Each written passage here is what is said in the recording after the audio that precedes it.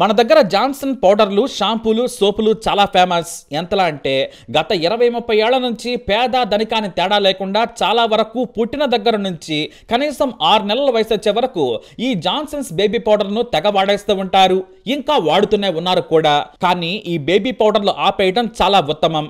అసలు Johnson's powder ఎందుకు ఆరోగ్యానికి మంచిది కాదో తెలుసుకునే ముందు మనం డాక్టర్ల మాట వినాలి. చాలా మంది పిల్లల ఆరోగ్యం కేర్ తీసుకునే డాక్టర్లు పౌడర్లు రాయిద్దని వారేస్తారు. అంతెందుకు కెమికల్స్ ఉన్న బొట్లు కూడా పెట్టనివ్వరు.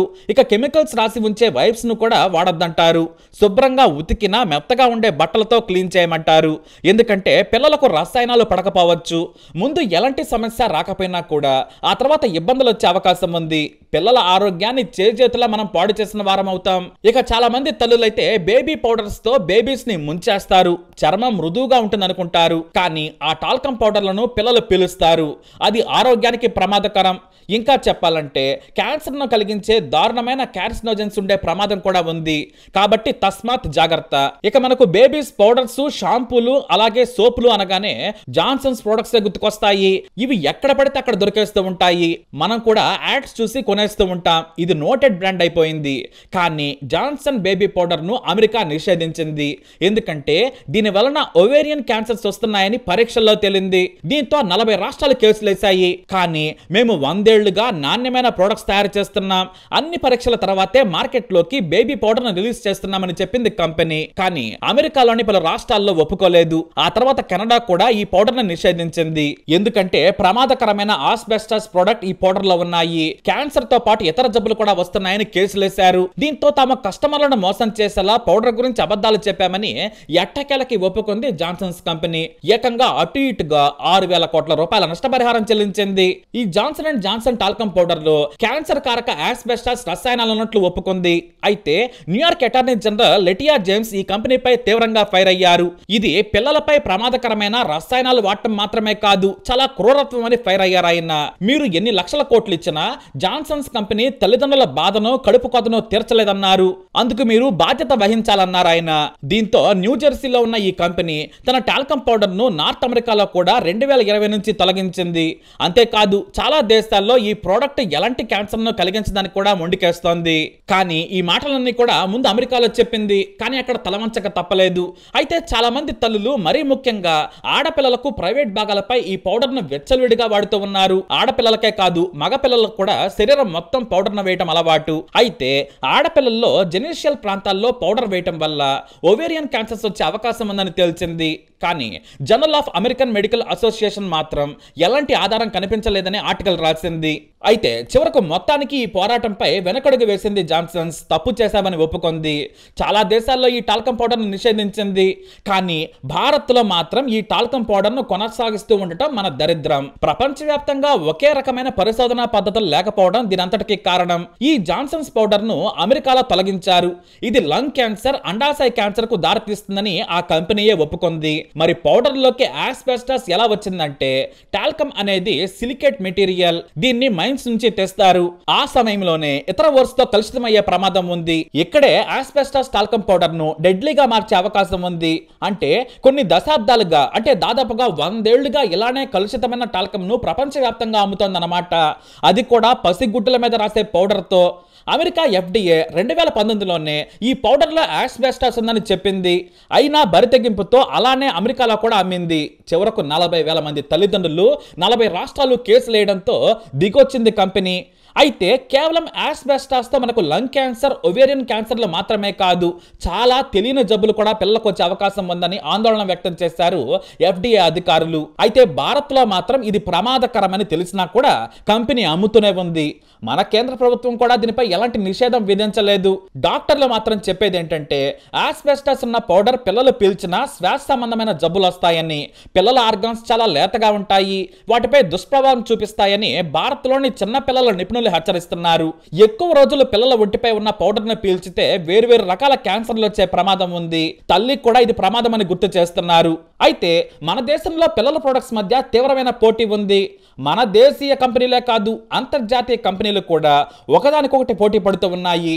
మరీ ముఖ్యంగా Johnson's, Nestle, Procter and Gamble, Kimberly Clark, Himalaya Global లాంటి కంపెనీలు ఉన్నాయి. ఇవన్నీ కూడా ఎంత నిజాయితీగా వ్యాపారం చేస్తున్నా అయితే తెలియదు.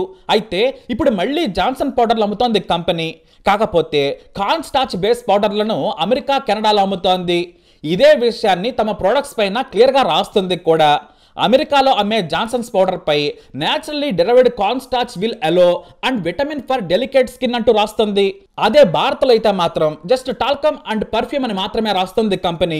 అంటే మన దేశంలోని పిల్లల గురించి ఆ కంపెనీకి పట్టదనమాట.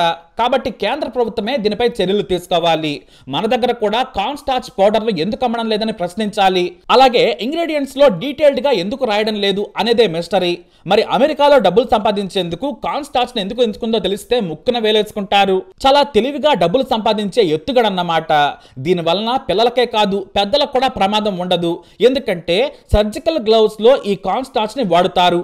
కాబట్టి తమది ప్రమాదకరమైన పౌడర్ అంటే మొత్తం డాక్టర్లను ఈ గ్లౌస్ కంపెనీలను బజారుకి ఎడ్చొచ్చు అని చాలా తెలివిగా పర్ఫ్యూమ్ ను ఇతర విటమిన్ పౌడర్లను కలిపి అమ్ముతోంది.